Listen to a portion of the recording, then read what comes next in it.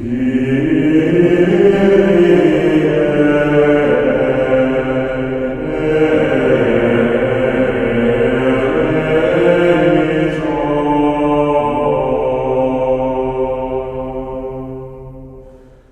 imenu Očeta in Sina in Svetega Duha, amen. Spoštovani katoličani, dragi brati in sestre. Mlado dekle je živelo pred kakšnimi 1700 leti v družini in oče jo je zadolžil, da kadar je bil obed, da je šla dol v klet, pa je prinesla gor na mizo eno posodo z vinom. Zdaj a bila steklenica ali bilo kaj drugega, ne vem, kaj so imeli takrat pred 1700 leti, a so imeli steklenico, so imeli kaj drugega, prinesla vino iz kleti gor. To je bila njena dolžnost. In zgodilo se je, da je, ko je šla na začetku, da je nekaj vina poskusila, ne. Ne vem, kaj, ali so imeli vino v sodih ali kako drugače, ne vem. Ne, poskusila ga je, pa ko je šla drugič, je še malo bolj poskusila, pa še malo več in postala je odvisna od alkohola, postala je alkoholik. Ja, no, in to bi se verjetno kar nadaljevalo, ampak v tisti družini so imeli služabnico, bili so bolj premožni, pa so imeli služabnico in ta služabnica je enkrat temu dekletu rekla, pravi: "Ti si pijanka." In to dekle si je to tako vzelo k srcu, ko je to rekla, da je pijanka, da je nehala piti. In se je streznila. Vidite, kako lahko ena taka beseda, sicer verjetno ni bila mogoče rečena dobronamerno, ne, ampak Bog je to besedo uporabil, da se je spreobrnila, ja, in ni bila več alkoholičarka ali pijanka. In temu dekletu je bilo ime Monika in danes jo poznamo pod imenom sveta Monika, mati svetega Avguština. Vidite, ta sveta Monika je bila torej v mladih letih zasvojena z alkoholom. No, potem se je pa poročila s Patricijem ali po slovensko Patrikom, ki je bil pogan. Ona je postala pa katoličanka. Ona se je oklenila katoliške vere, postala katoličanka in molila veliko, ampak njen mož je bil pa pogan. Ne vem, zakaj ga je vzela. To bomo videli na sodni dan. Jaz ga na njenem mestu ne bi vzel za moža, če bi bil katoličan. Tudi cerkev odsvetuje, da se katoličani poročajo z neverniki ali drugoverci, lažnoverci, krivoverci. Ja, no, ona se je poročila s tem Patricijem in ta Patricij je bil strašno togoten in svoji zvesti zelo, zelo nezvest. Prešuštnik je bil velik, zasvojen s prešuštvovanjem, zasvojen s grehi kontra sekstom. No, in ta Monika je temu Patriciju, ona ga je po družino prenašala kot katoličanka, da je potrpežljivost je ena izmed katoliških kreposti. In sveti Job se zna po potrpežljivosti, ki hoduje konec tedna. No, ga je potrpežljivo prenašala njegovo, kako bi rekli, kolerično naravo, ki jo je imel, pa njegove izbruhe, pa njegovo prešuštvanje. In mu je rodila 3 otroke, 2 fanta pa eno dekle. No, in 4 ali 3. 3 otroke. Ja, in en izmed teh otrok je sveti Avguštin, ki je bil kot mlad fant zasvojen tudi z grehi kontra sekstom. Vidite, ravno tako je bil zasvojen z nečistostjo in imel je celo, oče ga je dal študirati v Kartagino. Živeli so v severni Afriki, v Tagastiju, in potem Tagastiju, in danes je to Maroko. No, in takrat je oče ga poslal študirati v Kartagino in potem tam študiral in potem je prišel nazaj, ampak tam v Kartagini je z nekim dekletom imel nezakonskega sina, ki so mu dali ime Teodat in je danes sveti Teodat. Mislim, da celo v neki ljubljanski cerkvi so imeli celo njegov kip nekaj časa. Mislim, da je moja botra enkrat, ko me je peljala v eno cerkev, mi je pokazala njegov kip svetega Teodata. Ja, se pravi, da so zdaj cela družina, sveta Monika zasvojena z alkoholom, pa potem spreobrnjena v sveti Avguštin, vidite, zasvojen z nečistostjo, pa nezakonski otrok, sin Teodat. Ja, no, potem je pa šel študirati, potem je pa šel službovati kot učitelj govorništva in so ga povabili, učil je govorništvo, no, potem so ga povabili pa v Rim, kar je bila velika čast. takrat je bilo to, se pravi, prva polovica 4. stoletja, se pravi sredi 4. stoletja. Takrat je bila seveda katoliška vera je bila že, imela že svobodo, cerkev ima že svobodo, ampak ne smete misliti, da je takrat 313 Anno Domini, ko je cesar Konstantin katoliški veri dal svobodo, da je celo cesarstvo postalo katoliško. Nikakor ne. Poganstvo se je držalo še dolgo, dolgo tam 5. stoletje, sploh pa Rim, pa senatorji tam v Rimu, to je bilo še vse pogansko. Čeprav in potem poganska vera je bila potem konec 5. stoletja prepovedana, pa kljub prepovedi, vidite, ko je bila samo katoliška vera cesarstva, kljub prepovedi so seveda še pogani so se držali svojih malikov, nekateri, ne. Počasi je pa seveda postalo cesarstvo katoliško.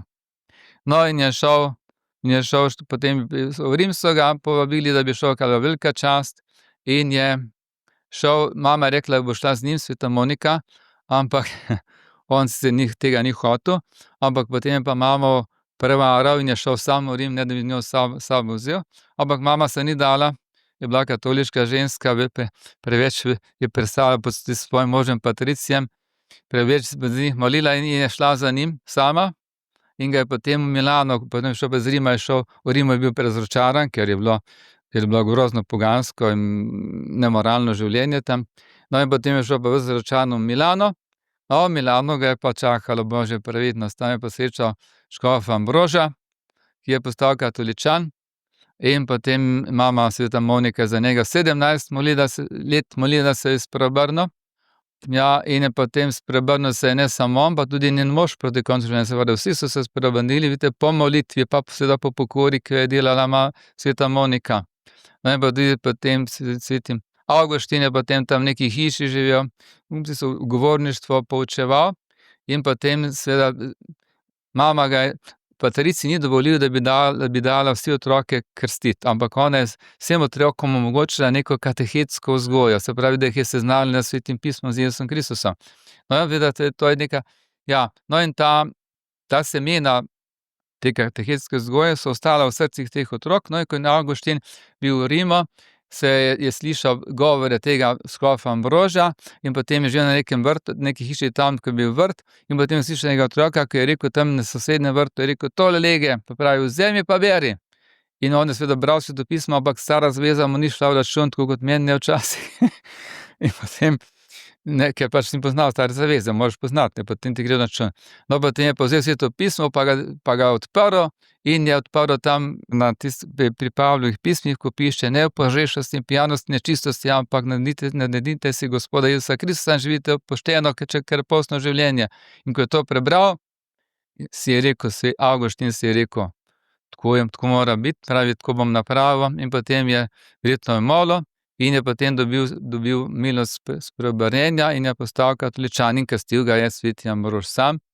In sveta Monika je rekla: "Zdaj pa lahko umrem, Gospod, ker sem uslišal moje molitve." Mož se je spreobrnil iz tistega togotnega pogana v krepostnega katoličana, sin se je spreobrnil in postal potem celo škof. No, in potem se je hotel Avguštin vrniti nazaj v Tagasto, in ko so šli tam proti obali na Osti, tam od Rima majčkeno ven, je njegova mama umrla, sveta Monika je šla v nebesa po svoje plačilo. Ja, in vidite, ta dogodek nam kaže, kako Avguštin recimo je bil celo krivoverec, manihejec, preden je postal katoličan in je veroval tisto manihejsko neumno vero, ki veruje dvojno počelo sveta, zlo in dobro in tako naprej. In se je bil razočaran nad tem manihejstvom in zavrgel to manihejstvo, srečal njihovega voditelja manihejca. Vidite, in se oklenil pravi veri. In danes, vidite, je sveti Avguštin eden izmed 4 največjih cerkvenih očetov, zahodnih cerkvenih očetov. Sveti Gregor Veliki, sveti Avguštin, sveti Hieronim, pa 4. pa vedno pozabim. Sveti Avguštin, sveti Hieronim, sveti Gregor Veliki, pa še eden, sem že spomnil, malo sem spomnil. Ja, se pravi, vidite, pa iz zasvojenega človeka s nečistostjo, z nezakonskim otrokom, vidite, je postal velik svetnik. Sveta Monika je bila zasvojena z alkoholom, sveti Deodat je bil pa sin tega njegovega nezakonskega razmerja. Vidite, Ta družina je dokaz, danes sveta Monika Goduje, vidite, je dokaz, kako lahko Bog, kot pravi Svetopismo, iz kamnov obdi sebi svoje otroke. Ampak en sam pogoj pa je, da ima človek, vidite, dobro voljo poslušati Božjo besedo, se spreobrniti, prositi za odpuščanje, za usmiljenje in potem Bog naredi svoje. Če človek nima te dobre volje, mu tudi Bog ne more pomagati. Vidite, in danes en del dobrega pastirja, vemo, da imamo v Sloveniji, kaj jaz vem, koliko, 12 škofov imamo, pa kakih 1000 duhovnikov imamo, pa redovnike, pa redovnice, vidite. Pa zdaj pa vas se preštejte, koliko vas je tle, nekaj čez 60 obhajil bo, vidite, pa ja, obhajil. Vprašate, kako je to mogoče, da ti ljudje ne vidijo, da modernizem ne vodi v nebesa, da to objektivno vodi v pekel? Ne vemo. Vidite, to je, s temu se reče mysterium iniquitatis, to je skrivnost zla, ne vemo, Bog bo sodnik, on bo sodil te ljudi. Vsekakor zdrava pamet imajo, vedo, kaj se dogaja, kaj je naš bivši papež učil, Frančišek, vidite. In zato seveda imamo zdaj dolžnost, ko bodo imeli v sredo, bodo začeli s konklavami v Rimu, s molitvijo novega papeža, vidite, da vsak dan molimo tisto 9-dnevnico. Jaz bom 9-dnevnico molil ne samo do ponedeljka, ampak jim bomo molil, dokler ne bo papež nov izvoljen, bom molil. Ta bo, in jaz molim 9-dnevnico, da bo izvolil najbolj tradicionalnega kardinala, ki obstaja med temi 133 kardinali, ki bodo tam volili. Ima 4 tradicionalno misleče kardinale imamo, vidite, ki bodo, če Bog da nekoč, če Bog da, bo vidite, izmed njih, vidite, dobri pastir katoliške cerkve, vidite. Kajti Jezus nam je dal papeža, nam je dal kardinale, škofe, duhovnike, vidite, da so naši duhovni pastirji, ki vodijo naše neumrljive duše za vso večnost v nebesa. Zato so dobri pastirji. In v evangeliju pravi, dobri pastir da življenje za svoje ovce. Zdaj pa povejte mi, kakšen je dober pastir, če uči, da vse vere vodijo v nebesa? To ni dober pastir. Tega cerkev nikoli ni učila. Ampak papež je imel zdravo pamet, pa inteligentni je bil, vidite. Ampak zakaj je tako učil? Ne vemo, na sodni dan bomo videli, a je pa šel, a je rešil svojo dušo, a ne bomo videli na sodni dan. Jaz molim pri vsaki maši za njega, molim bom dokler za njega pri vsaki, ne molim več oficialno tisto molitev, ker ga ne smem več imenovati, ker ni več papeža. Imamo sede vacantis, pražni papež brez, pač pa molim za njega pri vsakem spominu za pokojne, molim za njega duše. In bom molil, dokler ne bo naslednji papež izvoljen. Ko naslednji papež izvoljen, bom za njega nehal moliti. Oziroma, vedno sem še ga spomnil, kdaj, ja, za vsakega papeža sem doslej molil, za tega bom. Ja, če rešil svojo dušo, ne vemo, ampak jaz ne bi rad bil v njegovi koži na sodni dan, ko je šel pred Jezusov sodni stol. Zakaj? Prišel je pred Jezusa, ki je edini Bog, en sam Bog, edini Bog z največjim in svetim duhom. On je počul, da vse vede, da vsi bogovi vodijo v nebesa. Ne gre skup. Vidite, to je dobri pastir je tisti, vidite, ki uči to, kar je cerkev vedno in povsod učila in od vseh verovala. To je ta semper ubiquet ad omnia, ko se reče po latinsko. Vedno in povsod učila in od vseh verovala. To je dobri pastir. In na žalost, lahko rečemo, med našimi škofi takih dobrih pastirjev nimamo, ker noben ni niti mu rekel, kaj proti papežu krivimo. Niti mu, nič. Pač pa na njihovi škofovski spletni strani same hvalnice papeža, papež Frančišek, to je, oziroma iz Vatikana ravno tako. Papež Frančišek je že v nebesih, on nas gleda iz nebes. Čakajte malo, lepo vas prosim, dajte zdravo pamet uporabljati, no. Če Inocenc III, ko je bil res papež takšen, ko ga lahko samo si želiš, ko je umrl, pa se prikazal eni svetnici, pa je rekel, pravi, do konca sveta bom v vicah, zato ker sem napravil 3 napake.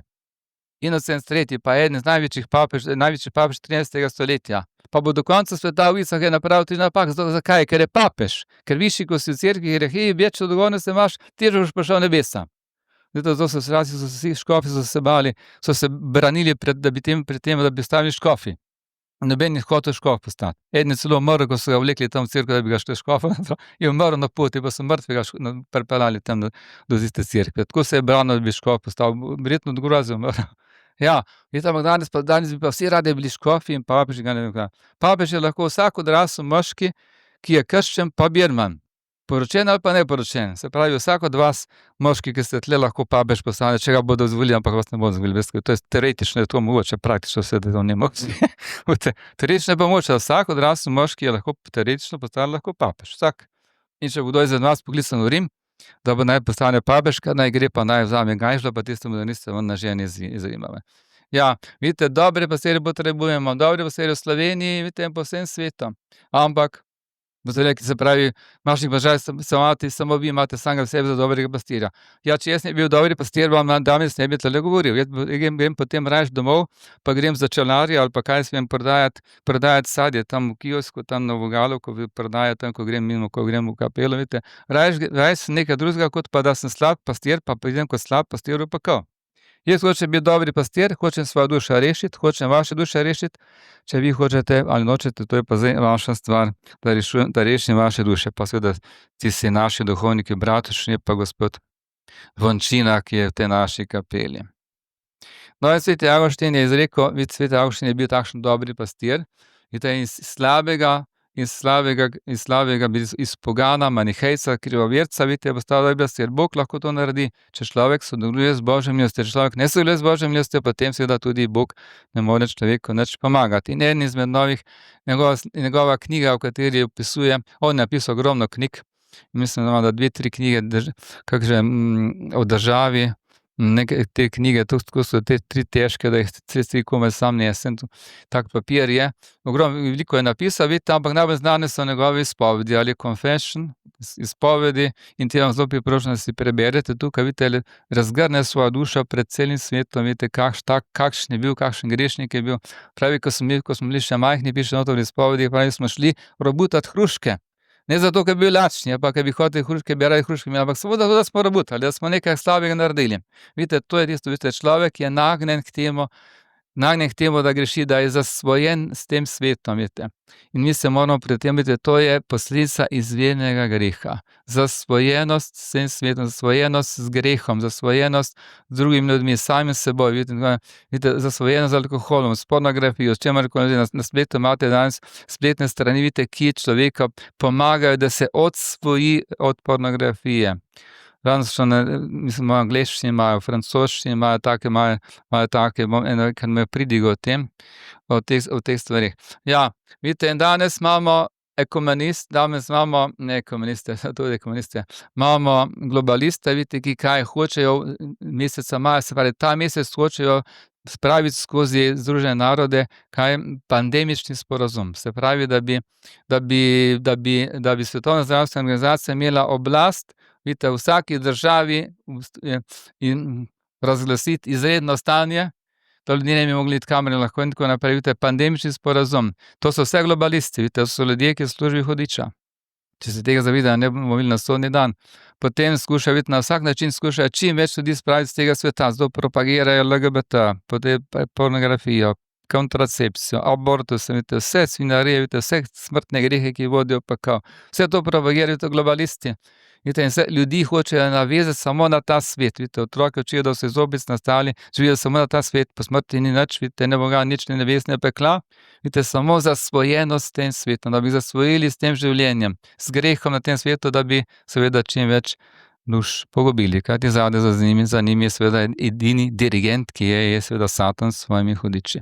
Vidite, zato potrebujemo dobre pastirje, ki nas bodo varovali pred temi globalisti, ki so samo privlečeni komunisti, neč drugega, to je komunizem v akciji, ne, po drugim imenu, pa po drugo barvo.